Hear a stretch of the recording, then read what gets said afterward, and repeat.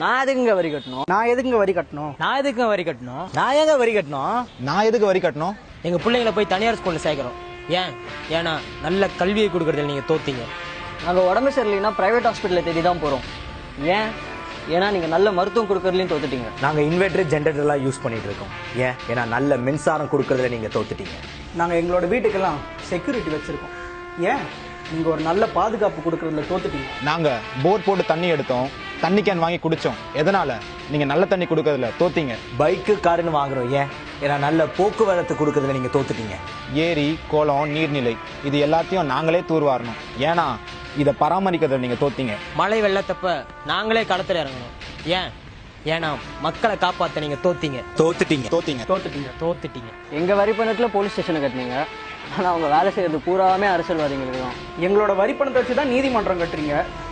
கடைசி வரைக்கும் எங்களுக்கு நீதியே கிடைக்க மாட்டேங்குது. நான் கஷ்டப்பட்டு கொடுக்குற வரி பணத்தை நீங்க என்ன பண்றீங்க? ஒண்ணு இலவசன்ற பேர்ல வீணடிக்கிறீங்க, இல்லைன்னா திட்டம் அப்படிங்கிற பேர்ல கொள்ளை அடிக்கிறீங்க. ரோடு போடுறீங்க, அது எத்தனை மாசத்துக்கு தாங்குது? இதுல 90% கொள்ளை அடிச்சிடுறீங்க. ஸ்கூலையும் ஹாஸ்பிட்டலையும் நல்லா தரமாக்காம எங்கெங்கெல்லாம் டாஸ்மாக் ஓபன் பண்ணலாம்னு துடிக்கிறீங்க. ஏங்க, தங்களோட கடமையவே செய்ய மறந்த அரசாங்கம் அப்புறம் நம்ம கிட்ட இருந்து மட்டும் வரி பணத்தை கட்டணுங்கிற கடமை எப்படி எதிர்பார்க்கலாம்? இந்த அரசாங்கத்துக்கு ஒரே ஒரு சவால் விடுறோம். வெள்ளத்தால பாதிக்கப்பட்ட மக்களுக்கு 500 கோடி வேணுமா? பூகம்பத்தால பாதிக்கப்பட்ட மக்களுக்கு 700 கோடி வேணுமா? இந்திய ராணுவத்துக்கு 1000 கோடி வேணுமா? ஒரே நாளே கால் பண்ணி தருவோம், இதே வரி பணத்தால.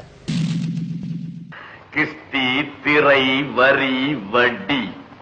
மானங்கெட்டவனே, எதற்கு கேட்கிறாய் திரை? யாரை கேட்கிறாய் வரி?